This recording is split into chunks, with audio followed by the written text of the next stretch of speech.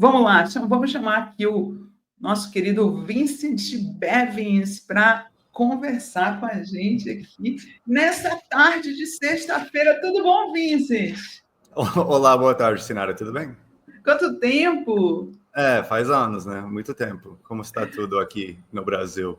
Você está no Brasil? Eu estou aqui atualmente, mas não moro aqui sempre, mas eu voltei, estou aqui em São Paulo.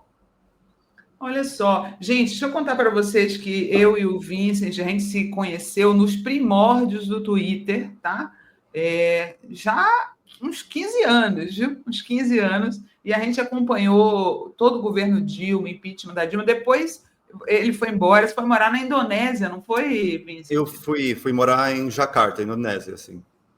E agora ele está aqui no Brasil para lançar a versão em português de um livro que ele fez. Ele, inclusive, disse que estava curioso para lançar aqui no Brasil e ver as reações das pessoas no Brasil. A década da Revolução Perdida, Vincent Bevins. A onda de manifestações que incendiaram o mundo. Está saindo pela Boitempo, tá?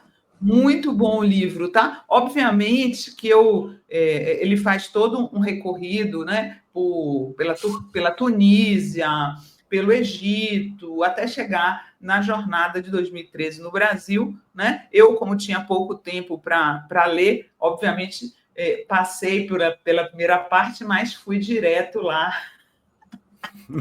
para 2013. Você foi testemunha ocular de 2013, né, Vincent?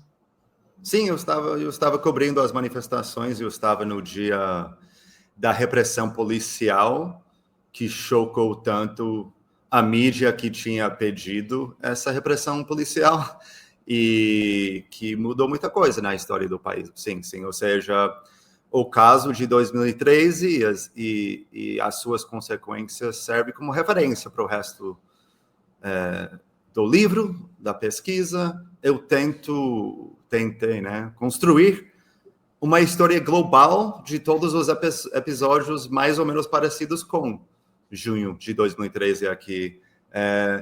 Todos os casos na década de manifestações que crescem tanto que virem outra coisa, que ou derrubam governos ou geram mudanças fundamentais nas sociedades. E como você comentou antes aqui, o saldo global, não só aqui no Brasil, é bastante variado. Em muitos casos, na maioria dos casos que eu analisei, organizadores e participantes das manifestações falaram que as coisas pioraram depois dos movimentos. Não sempre como consequência direta, mas a nação, ou pelo menos uma grande parte da nação, saiu para pedir uma coisa e outra coisa, às vezes, precisamente o contrário, é entregue para a nação. Ou seja, foi aqui em São Paulo, cobrindo 2013, que eu comecei a ficar um pouco obcecado por esse tema, e aí decidi viajar pelo mundo inteiro. Eu acho que eu entrevistei umas 250 pessoas em 12 países para construir uma história global com seu foco nesse fenômeno tão estranho. Até hoje, você sabe, né, que junho de 2013 tem uma parte da esquerda que odeia junho de 2013, né? E eu gostei muito da abordagem que você fez, porque você conta exatamente o que aconteceu, que ele começa com um protesto de esquerda e depois ele é desvirtuado. Inclusive, a mídia, no começo, contra os protestos, demoniza os protestos e depois ela passa a apoiar os protestos. Sim. Né? Então, assim, 2013 não é só um, né? Como é que você vê, como é que você definiria 2013? Qual que é a tua própria definição de 2013? Não, exatamente. Isso é uma coisa que é importante para contar a história de 2013, mas também para todos os outros casos do livro, que as coisas mudam muito entre um dia e outro dia.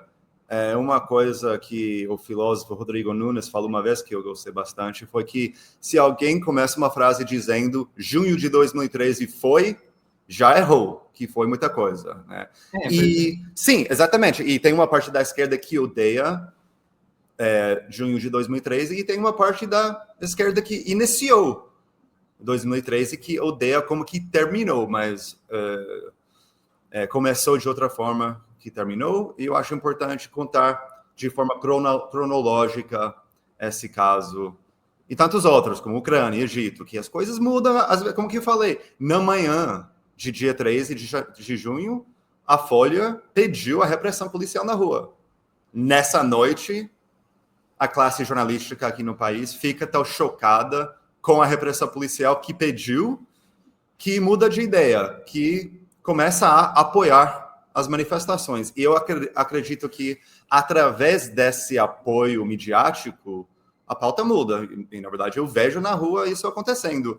O primeiro grande ato, depois desse dia da repressão policial famosa, eu vi grupos de pessoas da esquerda, autonomistas, punks, na verdade, que estavam nas manifestações originais, se encontrando com pessoas que eu chamaria hoje em dia de proto-bolsonaristas.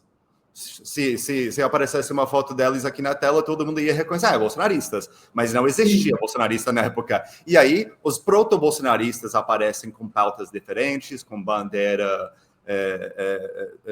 do Brasil, com esse famoso uniforme verde e amarelo.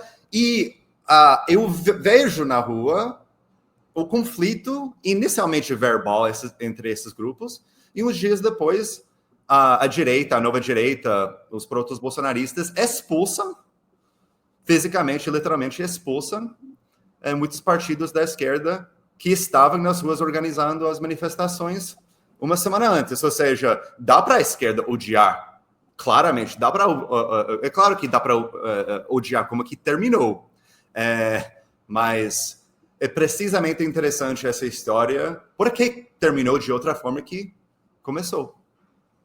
Exato, é totalmente diferente, né? Você vê, né? Eu me lembro de ter escrito artigo falando, e a própria Dilma falava que era um protesto de pessoas de esquerda querendo mais do que o governo do PT tinha entregado. Agora, ele degringola, né? A jornada de 2013 degringola para uma coisa que a gente chega uma hora que a gente começa a dizer não, o gigante virou um troll e as pessoas têm que sair da rua. Mas sim, aí já era, né? Não, depois disso e teve bastante discussão entre os organizadores iniciais sobre o que fazer com essa revolta popular que queria causar, mas a revolta popular que veio foi de outra forma que eles aguardavam, esperavam, que queria que aparecesse. E a decisão foi de parar de chamar mais atos. E depois de 2013, eu acho, não sei se discorda, as ruas não pertenciam mais somente à esquerda. A direita entrou disputando o significado das manifestações e das ruas e, infelizmente, eu acho que ganhou essa disputa. E o caso mais famoso disso é MBL, Movimento Passe Livre, que foi fundado tentando copiar o Movimento Passe Livre, tentando roubar a legitimidade das manifestações iniciais. E eu acho que conseguiram. É muito triste que conseguiram, mas conseguiram roubar um pouco do apoio que umas manifestações iniciais tinham na sociedade. Geralmente pela reação à repressão policial que tanto chocou tantas pessoas. Eu fui atendido, eu saí bem, mas eu não fui um caso muito grave. Mas, assim, a repressão policial foi real, foi brutal e gerou números nas ruas. Mas o que acontece em muitos casos que analiso na década é que a forma organizacional que virou hegemônica na última década foi muito capaz de gerar números, de chamar pessoas para as ruas, de encher espaços públicos com pessoas. E essa quantidade de pessoas que aparecem nas ruas, ou aqui, ou em muitos outros países, gera algum tipo de oportunidade, mas não é, em nenhum caso, no livro, esse tipo de revolta, esse tipo bastante específico de revolta que virou tendência, e eu acho que virou possível também por causa das redes sociais. Em nenhum caso que analiso a revolta, a manifestação consegue aproveitar as oportunidades. É sempre outro ator. em alguns casos, são os inimigos das pessoas que foram para as ruas. Esse que é a maioria dos casos. Em outros casos, onde que há vitórias moderadas, vitórias relativas, como que foi o caso no Chile, quando que são aliados, pessoas que mais ou menos entendem as ruas, que aproveitaram a situação, se sente que foi uma vitória, algum tipo de vitória, mas na maioria dos casos foi outro ator. Ou seja, uma conclusão é que o tipo de revolta que a gente ouve, que a gente vivenciou, né, que eu cobri, aqui em 2013, abre muitas portas para alguém. Mas nessa década passada foi mais o caso que inimigos entraram nessa porta fingindo ser uma revolta popular, fingindo ser o tipo de pessoa que organizou a manifestação original e mentindo, mas mesmo assim ganhando. Foi o caso no Egito, a contra-revolução que impôs o regime atual no Egito. Teve uma estratégia mais ou menos parecida com o MBL aqui. 2 anos depois da coisa original, fingiu ser uma revolta popular do jeito que realmente houve. No Egito, em 2011, foi uma vitória em 2011.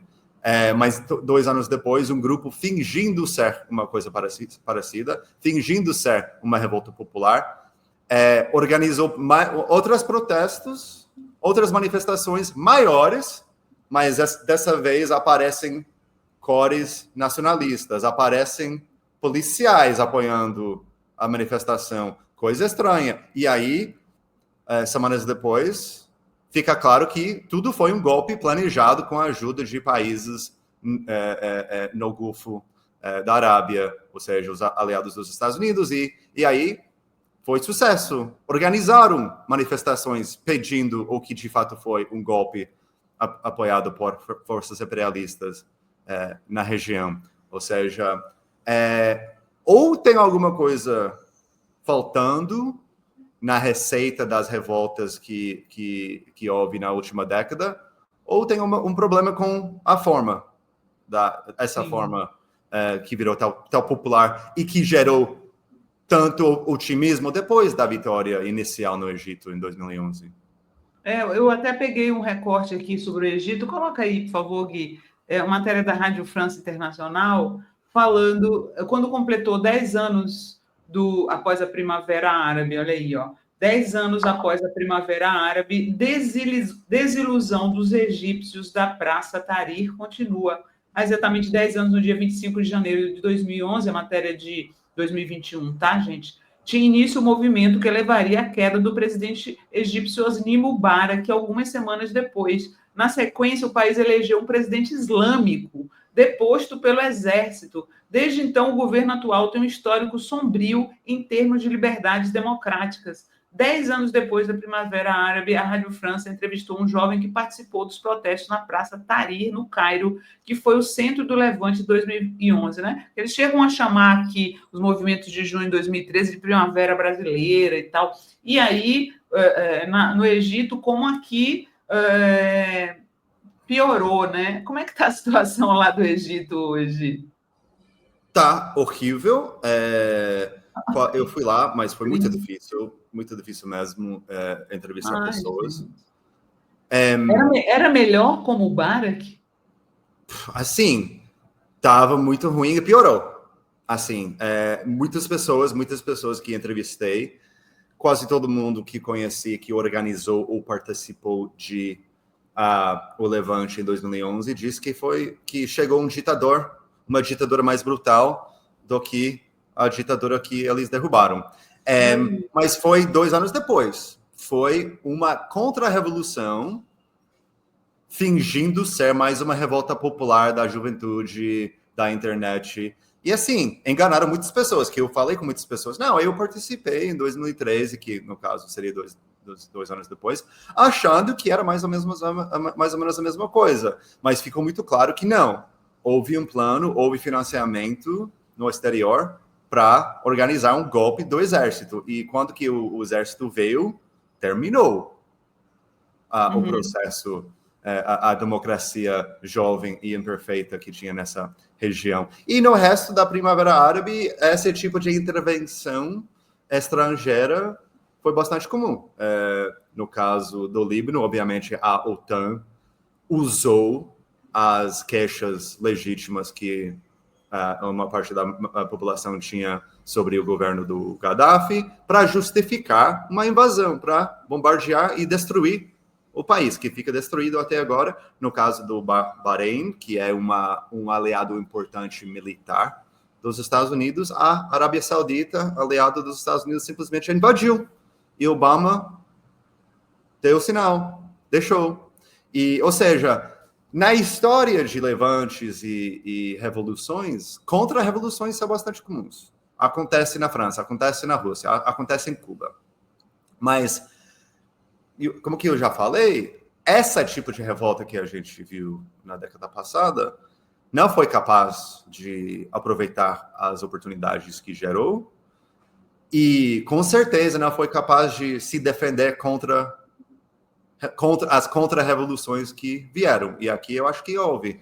Eu aqui não acho que teve uma chance, não sei se discorda, mas aqui não acho que tinha uma chance, que tinha uma revolução possível e desejável em 2013. Mas depois uma contra-revolução teve. E não uma contra-revolução contra 2013, mas contra 88, contra a democratização do país. E isso, infelizmente, é o caso em muitos outros países da década que, sem uma revolução em formação, sem uma revolução em curso, aparece contra a revolução, porque as elites acham que há oportunidade na situação caótica, na praça, nas ruas, e entra para disputar. E muitas vezes os inimigos dos organizadores ganham. Em outros casos que eu decidi incluir todos os episódios da década, né? Incluindo episódios de manifestações iniciadas não por forças progressistas. O caso de Ucrânia e o caso de Hong Kong, esses casos eu com certeza não chamaria de movimentos da esquerda nem progressistas. Mas na Ucrânia, por exemplo, sim, no começo já havia financiamento dos grupos iniciais, que se aparecem as ONGs liberais aqui no Brasil um pouco depois do começo da coisa, no caso da Ucrânia, são as ONGs liberais recebendo dinheiro do exterior que iniciam a manifestação. E eles sim ganham, mas as pessoas que entram na praça pedindo uma economia mais justa, menos corrupção, essas pessoas perdem, mas as ONGs liberais, eles sim ganham na Ucrânia. Sim, você falou, né? Eu queria aprofundar um pouco essa coisa de que desde 2013 a extrema-direita tomou conta das ruas do Brasil, né? Eles hoje fazem muito mais movimentos nas ruas do que nós. Parece que a esquerda ficou tímida de ir para as ruas, porque hoje as ruas ficaram mais identificadas com a extrema-direita, né? Parece que a esquerda não se sente mais à vontade ou não vê resultado nos protestos. O que está acontecendo com a esquerda que não quer mais fazer manifestações? Eu acho que um processo... É muito difícil aqui no Brasil você levar a gente para as ruas, viu, Vincent? Sim, ao meu ver, isso mudou precisamente em 2013. Eu acho que algum tipo de trauma pela experiência do que aconteceu depois. E dá para pensar que talvez estivesse acontecido uma coisa parecida no meu país também, que com a ascensão de Trump, agora não houve o tipo de manifestação que teve 4 anos atrás, e eu acho que tem esse desgaste, esse medo das ruas. Mas aqui, depois de 2013, eu acho que sim, uma parte da esquerda ficou com medo de atos espontâneos e explosivos, e acho que é compreensível por que ficou, porque uma ação explosiva, aparentemente espontânea, muito difusa, deu no que deu. Mas eu acho que um problema para ser resolvido, não dá para ficar com medo das ruas para sempre, mas tem ciclos históricos, né, também, que outra coisa que estudo histórico de manifestações e formas de contestação mostra é que as ruas, nem uma tática pertence a um lado ideológico. Sim. Em 64 aqui, grandes manifestações de rua foram importantes para fazer possível o golpe, né? Sim. E foi o caso no Chile. Em 73, grandes manifestações da classe média. Os panelaços, né? Os panelaços surgiram naquela época. Grandes manifestações foram importantes aqui no Brasil e no Chile para pedir e fazer possível golpes militares. Mas, assim, entre, não sei, 68 e 2013, as ruas, sim, pertenciam à esquerda. Mas não é necessariamente o caso que uma tática... outra coisa que aparece que é trágico, é bizarro, a coisa que aparece na última década é que qualquer grupo pode usar qualquer tática. Mas perto do fim da década, na Indonésia, o país que eu fui morar depois de sair daqui, um grupo islamista tenta copiar esse performance tipo, das cores, da grande manifestação na praça. E funciona. Qualquer grupo pode. Fascistas podem organizar manifestações. E assim, futuramente, acho que para os Estados Unidos, para qualquer país, tem que ser resolvido esse problema da interpretação do passado, inclusive 2003, que eu acho que não tem, eu acho que não. Em 2023, teve muita discussão sobre o que realmente aconteceu, mas eu acho que não. A discussão nunca foi resolvida e a interpretação da história e a decisão sobre que tipos de contestação são importantes e funcionam e como organizar resistência eficaz, que não é um processo que só causa... Porque, assim, que não é só um grande botão vermelho que diz desestabilizar, que foi basicamente a ferramenta usada na década passada. Deu para gerar problemas para o governo, mas isso não significava necessariamente que o campo progressista ou a esquerda ia achar vantagem nisso. Ou seja, essa conversa sobre as formas organizacionais, as táticas, as estratégias de resistência que realmente funcionam são bastante importantes agora no presente e no futuro eu acho que serão ainda mais. Deixa eu ler aqui uns comentários para você do pessoal que está aqui ao vivo. Eiraldo, a esquerda foi para a rua sem uma liderança, sem um norte. Por isso a direita engoliu essa parte da esquerda que brincou. Né? Ele, inclusive, fala no livro sobre essa horizontalidade dessas novas formas de protesto. Tá? Hugo S. fala que os proto-bolsonaristas, os protobosistas, eram os coxinhas. Haroldo Lacha, os protestos de junho de 2013 foram as primeiras manifestações planejadas e realizadas pelas redes sociais aqui no Brasil. E a extrema-direita soube tirar proveito disso. O ódio explodiu nas redes. Haroldo, eu vou falar sobre as redes agora, tá? Sim. Valquíria Lobato, o nariz, golpistas têm tudo para eles. Um barulho aí. Robôs pagos com grana ilícita, apoio de... Não sei, não entendi, Valquíria, seu comentário. Carlos Rogério, o Departamento de Estado dos Estados Unidos sempre manipulou os povos de terceiro mundo para que prejudicassem seu próprio país. Haroldo Lache, daquela caixa de Pandora que se abriu, surgiu o MBL. Ele está contando aqui justamente sobre isso, né? De como o MBL, inclusive no livro, ele fala que eles copiam até o nome, tá? Movimento Passe Livre, eles fazem o movimento Brasil Livre, né? Que até soa similar, né? Né, Vincent? Sim, não, foi proposital. Eu falei com eles, pelo menos admitiu, sim, foi uma tentativa de copiar, de disputar o significado das ruas, e entraram nas ruas em 2013, em junho mesmo. E o Haroldo fala, Sinara, que quando a esquerda vai para... Isso aqui é um fator mesmo, né, gente? Quando a esquerda vai para as ruas, a polícia desce o pau na gente, mas quando a extrema-direita vai para as ruas, recebem total proteção das forças policiais. É muito difícil. Aqui nos protestos pelo impeachment da Dilma, eles faziam até selfie com os policiais.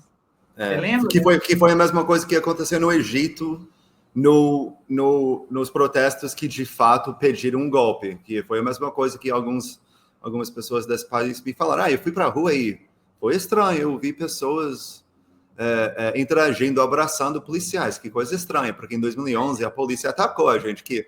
Como assim? Claro, né? É o natural das manifestações, é a polícia ir para cima, né? As pessoas serem alvo da polícia. Agora, quando você vê a polícia fazendo foto, você já fica ressabiado. E esse pessoal que fazia foto com a polícia continua indo para as ruas. O povo que a polícia batia, que parece que perdeu o tesão de ir, né? E aí eu queria falar com você sobre essa história das redes, né? Que a Primavera Árabe foi toda convocada pelo Facebook e tal. E aí o Vincent cita uma frase do Alec Ross, que era assessor da Hillary, né? E que ele falava assim, o Che Guevara do século XXI é a rede. E aí, hoje, a gente olha, Vincent, parece que esse Che Guevara está mais para Goebbels, né? Você acha que a gente se iludiu com as redes sociais? Mas o mesmo Goebbels aproveitou muito da nova tecnologia que apareceu na Alemanha na época, né? Ele foi alguém que viu oportunidades. Sim. Que as redes parecem a realização do sonho dourado de Goebbels. Tem nada a ver com esquerda, a mentira, o ódio. Os algoritmos favorecem os conteúdos de ódio e fake news, né? Não, sim. Eu acho que fica mais e mais claro, pouco a pouco, que é a função real das redes sociais atuais que a gente tem, porque não é a tecnologia em si que causa essas distorções que você aponta. São as empresas capitalistas que vendem publicidade, que são as redes sociais que a gente tem hoje em dia com donos oligarcas no meu estado nativo da Califórnia, mas não é a tecnologia em si, são as empresas capitalistas que funcionam de uma forma específica. E sim, o comentário falou que foram as primeiras manifestações organizadas nas redes sociais. Não exatamente, mas a primeira vez que a rede realmente é importante para o crescimento rápido das manifestações, porque MPL, Movimento Passe Livre, foi formado em 2005 e organiza a manifestação toda vez que sobe passagens, toda vez que sobe a tarifa, toda vez. Mas em 2013 teve esse efeito de uma ação policial brutal, viralizando, causando um crescimento muito rápido da manifestação, que combinava muito bem com a filosofia do próprio grupo, que é horizontalismo, né? Que eu falei várias vezes que foi um tipo específico de revolta que houve na década passada, e outro comentário aponta uma das partes dessa receita, um dos ingredientes dessa receita que virou tendência na última década. Mas sim, são manifestações em massa, aparentemente espontâneas, sem líderes, coordenadas nas redes, digitalmente coordenadas ou nas redes sociais, e horizontalmente estruturadas. E sim, uma coisa que muitas pessoas que entrevistei ao longo de 4 anos me falaram depois é assim, sim, eu não tenho mais fé nessa combinação de elementos. Quando se insiste que não haverá líderes, mesmo assim, líderes aparecem, mas não são os líderes que você ia escolher se tivesse escolhido.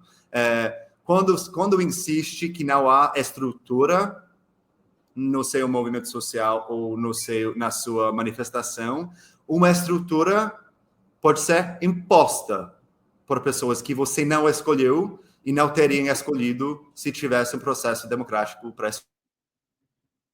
Muitas pessoas, depois do fim da década, rejeitaram a ideia que horizontalidade e espontaneidade são elementos positivos em todo caso. Não, pode funcionar em outras receitas, mas essa revolta, sim, são precisamente esses elementos que a gente está falando. E para crescer tão rapidamente assim, que quando uma manifestação assim é aparentemente espontânea, porque nada é realmente espontâneo, né? São pessoas vendo alguma coisa, decidindo uma coisa, ligando para os amigos, decidindo. Mas quando cresce tão rapidamente assim, só pode ser por causa de um ciclo virtuoso ou vicioso, dependendo do seu ponto de vista, que acontece na mídia social e na velha mídia, que aqui foi uma combinação, né? Não foi só no Twitter que as pessoas falaram, não, eu apoio sim o que está acontecendo nas ruas, mas a grande mídia decidiu apoiar. Mas, obviamente, quando a grande mídia entrou apoiando a manifestação, não ia fornecer, não ia dizer, não ia defender os mesmos motivos pela revolta que um grupo de anarquistas e pessoas da esquerda estavam defendendo. Forneciam as suas próprias pautas. E aí entra antipetismo, anticorrupção. Ou seja, no processo da interpretação da coisa para o público, da grande mídia, a grande mídia entra fornecendo por que eu posso, por que eu consigo apoiar uma manifestação organizada por um grupo autonomista, porque, obviamente, a grande mídia não vai entrar com pautas autonomistas defendendo o fim, o passe livre. E, assim, esse ciclo vicioso, eu acho que vicioso é mais correto dizer, é fundamental e nessa década e em 2011, 2012, antes de 2013, tinha muita esperança no poder das redes, mas eu acho que é uma coisa bastante negativa e não positiva. Gera muito mais confusão do que organização. Outra forma de descrever a última década que Kwame Ture, que era do Partido das Panteras Negras, tem um discurso bastante famoso dele, que eu gosto bastante, eu acho que está no YouTube, dá para ver. Ele faz uma distinção muito importante entre organização e mobilização. E na última década, ou seja, atualmente no mundo das redes sociais, no mundo da sociedade neoliberal, o mundo de indivíduos, a mobilização virou muito mais fácil e a organização virou muito mais difícil. É mais fácil que nunca chocar as pessoas nas redes às 11 da manhã e às 3 da tarde estar nas ruas. Isso virou muito fácil. Era impossível pensar nessa possibilidade na época do Che Guevara, por exemplo, ou da Revolução Bolchevique, ou do Partido das Panteras Negras. Mas virou possível atualmente. Mas a organização virou mais difícil que nunca. Sim. Olha só, como é que você está vendo, por falar nas redes, esse movimento no teu país dos donos das redes se assumirem como de extrema-direita, né? Zuckerberg, o próprio Elon Musk. Você sabe, Vincent, quando o Elon Musk comprou o Twitter, né? Que agora é X, eu postei lá dizendo que ele estava comprando o Twitter para trazer o Trump de volta. E as pessoas queriam me matar, né? Que ridículo! Você acha que ele ia gastar esse dinheiro para trazer o Trump de volta aí? Pois não, eu confesso que eu não acreditava.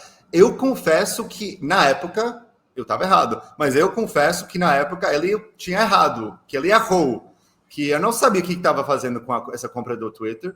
Eu achei que ele queria aparecer mais, que era uma coisa de ego, mas exatamente o que você disse aconteceu nos últimos 3 meses, e ele gastou relativamente pouco dinheiro e virou muito mais rico por causa da eleição. Ou seja, como investimento, Twitter foi uma boa decisão capitalista, né? Que ele tem poder no estado mais poderoso da história do mundo, que é uma coisa que me assusta bastante, eu acho que deve estar assustando o mundo inteiro, mas eu não esperava isso, e realmente foi fácil, funcionou. Ele gasta, não sei quanto dinheiro.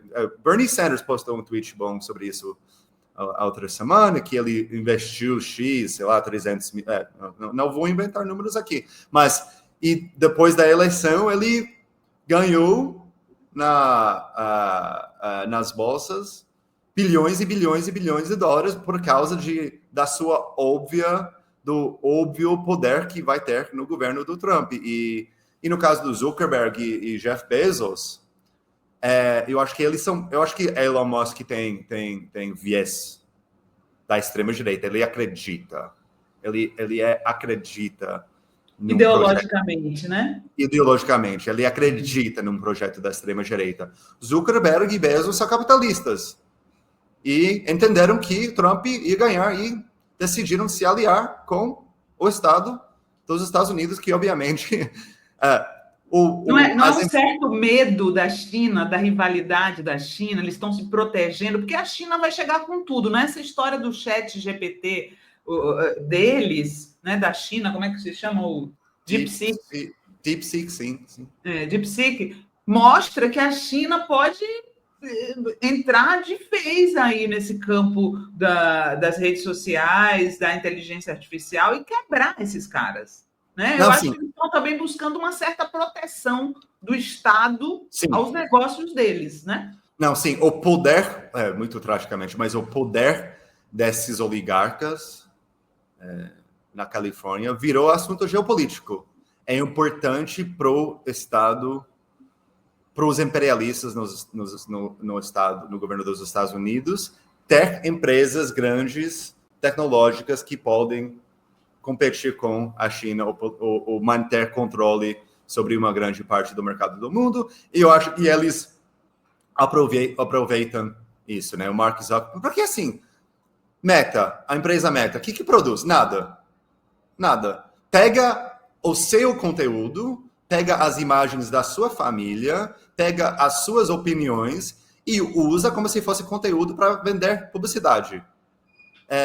Só depende da proteção do Estado para conseguir, para realizar esse golpe, né? Que obviamente não deveria ter tanto dinheiro assim, e além de ganhar tanto dinheiro vendendo as nossas vidas como se fosse conteúdo, tem causado efeitos psicológicos bastante profundos na sociedade, na sua caça, como consequência da sua caça desesperada por engajamento. Porque assim, engajamento, mais publicidade, mais engajamento, mais publicidade, mais raiva, mais publicidade, mais pânico moral, mais publicidade. E, obviamente, pânico, raiva, choque moral não são campos que beneficiam a esquerda. É a direita que ganha nesse terreno. Sempre. A Maria dos Anjos mandou 2 perguntas para você aqui, ó. Vincent, você acha que o Trump vai até o final do mandato? E a outra pergunta é: Musk não é estadunidense, não é impróprio ele ter tanto poder no governo Trump? Está sendo bastante discutido lá, tem umas matérias da Wired dizendo que ele está tendo acesso sem ser dando acesso sem ser funcionário público a dados de segurança nacional. Algumas pessoas, assim, bem jovens, né? Você tem acompanhado essa história. Então, as 2 perguntas dela, né? Primeiro, se você acha que o Trump vai até o final do mandato, e a segunda, se não é impróprio ele ter tanto poder no governo Trump sendo estrangeiro. Sim, primeiramente, infelizmente, eu acho que sim, o Trump vai provavelmente terminar o mandato, mas há esperança. Ok, a gente pode imaginar, rezar, esperar uma queda do governo do Trump, mas um sonho um pouco mais viável, um pouco mais possível que eu tenho é que... Porque o Trump, não, ao meu ver, não é obviamente uma figura que avança, que faz com que a extrema-direita avance no mundo, mas no fundo do coração dele, acho que ele só quer estar na TV. Ele quer fama, ele quer ser relevante. Ele não é Bolsonaro que vem dos tigrões, dos porões do regime militar. Era alguém que queria ser celebridade e não parar de ser celebridade. Ou seja, ele é muito perigoso, mas e uma queda é imaginável, mas outra opção é que ele repara que está muito fraco porque está sendo rejeitado pela população e ele volta a ser um presidente um pouco mais normal do Partido Republicano. Ou seja, ver ele muito enfraquecido e não conseguindo fazer nada enquanto termina o mandato, eu acho que eu aceitaria da posição muito ruim que a gente está agora. E segundo, não me incomoda tanto a origem nacional nesse caso, mas me incomoda muito, sim, que um capitalista com fortes interesses nesses dados, com profundos interesses que contradizem com os interesses do Estado, tem acesso a tudo isso. Realmente não deveria acontecer. E isso é oligarquia, isso é o tipo de governo que o Departamento de Estado chamaria de corrupto e talvez tente derrubar se fosse em outros países, né? Se fosse muitos países do mundo, o governo dos Estados Unidos talvez chamaria para derrubar ou tentaria derrubar esses governos, mas é extremamente problemático, sim, esse capitalista com esses interesses privados ter acesso a esses dados. Se for nativo da Califórnia, não seria não é melhor para mim, não seria melhor se fosse nativo. Vincent, me chamou a atenção, mudando um pouco de assunto, no teu livro, né, que em duas partes do livro você cita uma coisa que realmente causa espécie entre estrangeiros, o fato da classe média brasileira não lavar a própria louça, não lavar a própria privada, não cozinhar a sua própria comida, né? E que o fato da Dilma ter dado direitos trabalhistas para as empregadas domésticas foi uma das causas da insatisfação, né? Você continua estranhando isso nas pessoas no Brasil, essa coisa ou diminuiu? Não, é uma coisa. Eu já conheço muito bem. Quando eu cheguei aqui, eu fiquei mais chocado do que eu fico hoje em dia. Mas sim, é uma coisa que, como regra geral, é uma das primeiras coisas que estranha ao estrangeiro. Chegar aqui e repara a desigualdade chocante. É um nível de desigualdade que dá para comparar com países com apartheid formal. E choca, sim, estrangeiros, mas eu acho que você fez a pergunta de uma forma interessante, porque você perguntou se a diferença é menos, ou se é menor menos agora, chocante. né? Sim, é menor.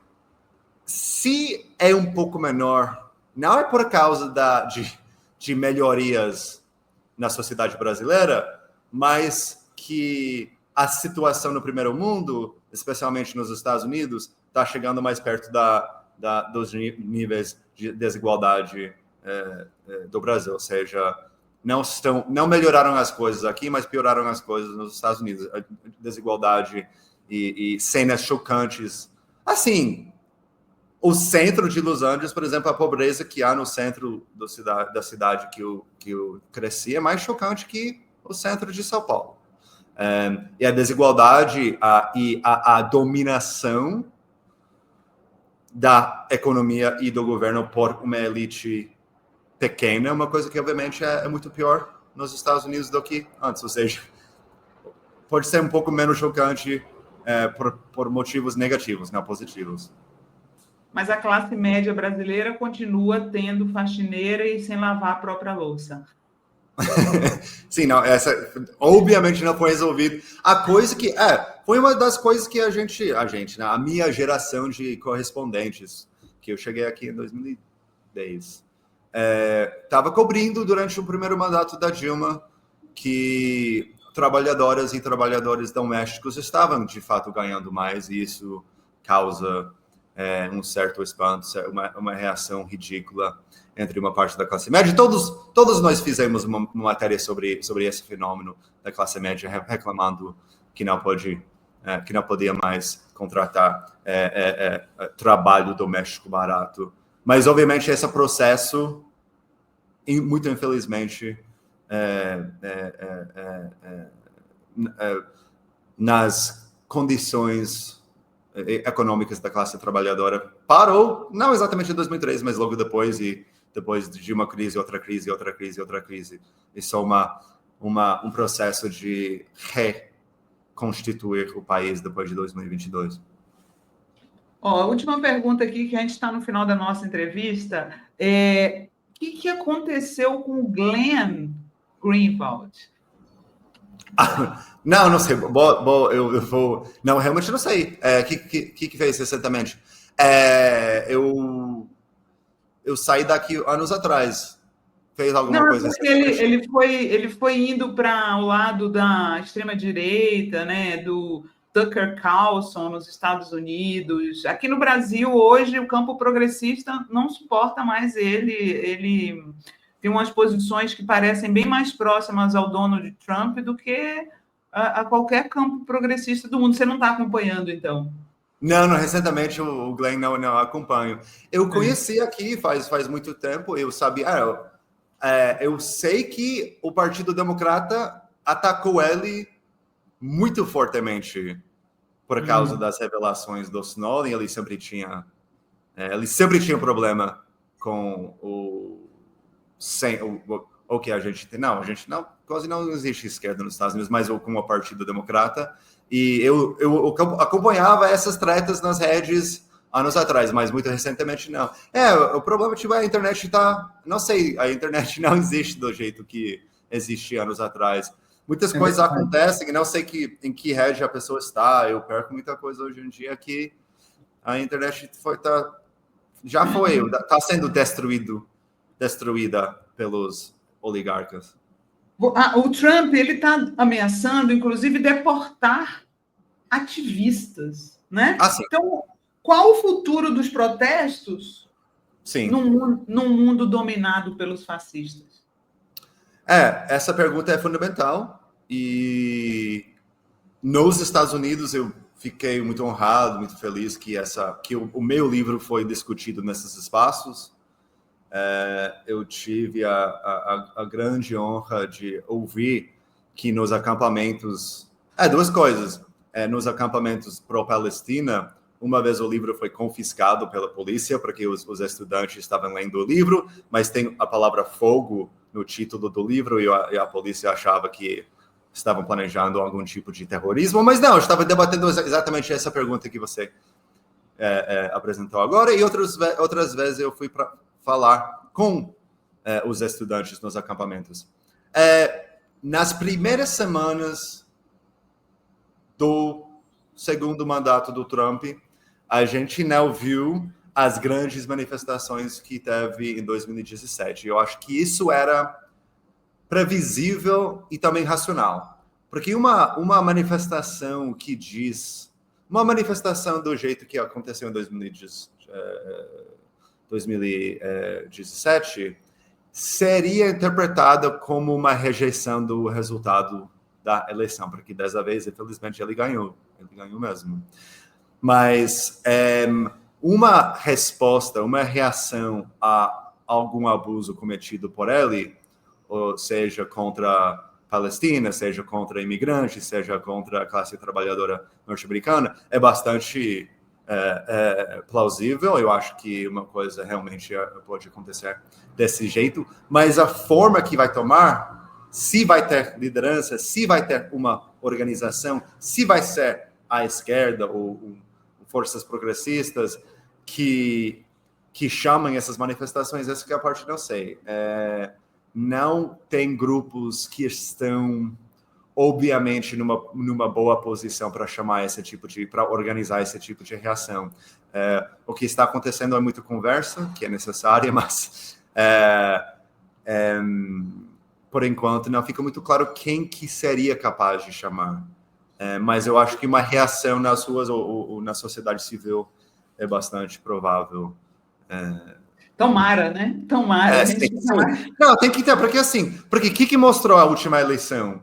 Que a população rejeitou o Partido Democrata do jeito que existe hoje em dia. A população rejeitou a campanha do Biden e depois Kamala. E, obviamente, esse partido não está numa posição para defender o país do governo Trump. Então, tem que ser a sociedade civil, tem que ter a sociedade mesmo, né? Tem que ter um movimento da base da sociedade, que é a coisa que eu gostaria de ver. Mas, por enquanto, não fica muito óbvio exatamente onde que vai aparecer, onde que pode aparecer. Ótimo. Olha só, gente, chegamos aqui ao final da entrevista. Como todos e todas que vêm aqui no nosso programa, o Vincent trouxe uma dica cultural para vocês, tá? Que é uma série que está na Netflix chamada Mo, uma série de comédia com um palestino ilegal que mora nos Estados Unidos. Por que você está indicando para o pessoal assistir essa série, Vincent? Eu indiquei, sim, duas coisas. Um filme que é um pouco mais difícil de achar, que Os Filhos de Arna, ou a família, que é outro filme palestino, que é sobre um teatro na Palestina e as crianças que querem ser atores, que têm sonhos e depois vão entrar na resistência. Mas não sei se isso está no YouTube com legenda em português, mas eu também vi essa série outro dia que tá na Netflix aqui no Brasil e é engraçado, é fácil de ver, mas mostra duas coisas que são relevantes atualmente: a situação da Palestina e a situação dos imigrantes nos Estados Unidos, que ele trata de uma forma muito leve, mas bastante emocional e séria. Como é interagir com ICE, com as forças, a parte do governo dos Estados Unidos que deporta pessoas. Ele termina no México, e ele termina contando a história da sua família na Palestina, ou seja, uma coisa divertida de ver, e também eu aprendi coisas. Muito bom. Olha, o outro que ele está falando se chama Arna's Children, as crianças de Arna. Vocês podem ver no YouTube, mas não tem legendas. Agora tem as legendas automáticas no YouTube, né? Então, porque um filme em árabe, eu sei que tem em inglês, mas não sei se tem em português. Mas isso que é muito bom, esse filme, é muito emocional. É verdade. Está aqui, ó. Arna's Children, ele está com legendas em inglês. Ele é falado em árabe, legendas em inglês.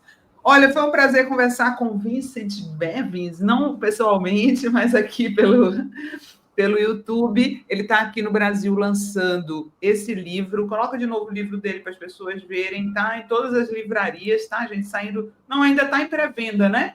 Está saindo pela Boitempo. Saiu ontem, sim. Tá Já nas livrarias, sim. Já está nas livrarias. A Década da Revolução Perdida.